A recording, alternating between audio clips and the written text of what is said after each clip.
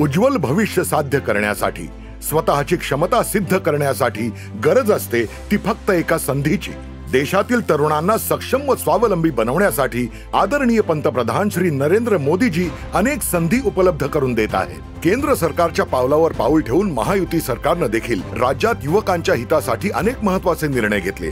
युवकांना रोजगार उपलब्ध करून देण्यासाठी खूप मोठं व्यासपीठ ठरलं ते म्हणजे ठाणे, नागपूर, लातूर, बारामती, अहमदनगर असे प्रत्येक विभाग स्तरावर आयोजित करण्यात आलेले महारोजगार मेळावे। तसंच राज्यात 557 ठिकाणी यशस्वीरित्या आयोजित करण्यात आलेले पंडित दीनदयाळ उपाध्याय रोजगार मेळावे। या मेळाव्यांमुळे रोजगाराच्या तब्बल 2 लाख संधी उपलब्ध करण्यात आल्या। सुशिक्षित तरुणांच्या प्लेसमेंटसाठी सुमारे 1200 नामांकित उद्योजक, औद्योगिक संघटना व प्लेसमेंट संस्थांशी सामंजस्य करार करण्यात आले। या माध्यमातून अंदाजे 6,86,000 तरुणांना रोजगाराच्या संधी उपलब्ध होतील। आंतरराष्ट्रीय रोजगार केंद्राच्या माध्यमातून युवकांना परदेशात नोकरीच्या संधी उपलब्ध होणार असून नवीन स्टार्टअपसाठी आर्थिक सहाय्य व प्रशिक्षण देण्यात येईल। यामुळे स्वतःचा व्यवसाय सुरू करू इच्छित असलेल्या तरुणांना नक्कीच पाठबळ मिळेल।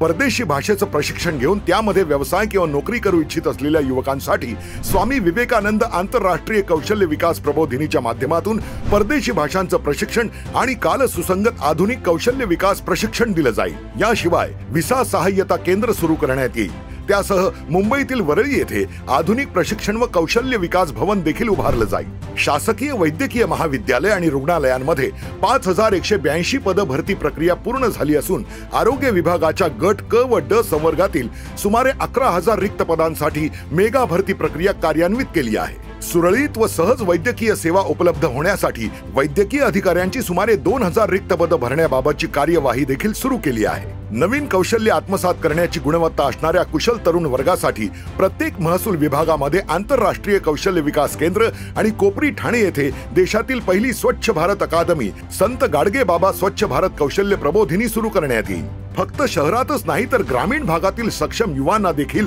रोजगार मिळावा यासाठी राज्यात 511 प्रमोद महाजन ग्रामीण कौशल्य विकास केंद्र तसंच प्रधानमंत्री विश्वकर्मा कौशल्य सन्मान योजनेमध्ये 101 प्रशिक्षण केंद्र सुरू करण्यात येणार आहेत। महाराष्ट्रातील खेड्यापाड्यात सुरू होणारी ही नवीन कौशल्य विकास केंद्र तरुणांना जगभरातील संधींसाठी तयार करतील। या केंद्रांमध्ये बांधकाम क्षेत्राशी संबंधित कौशल्य शिकवली जातील तसंच आधुनिक पद्धतींचा वापर करून शेतीशी संबंधित कौशल्य देखील शिकवली जातील।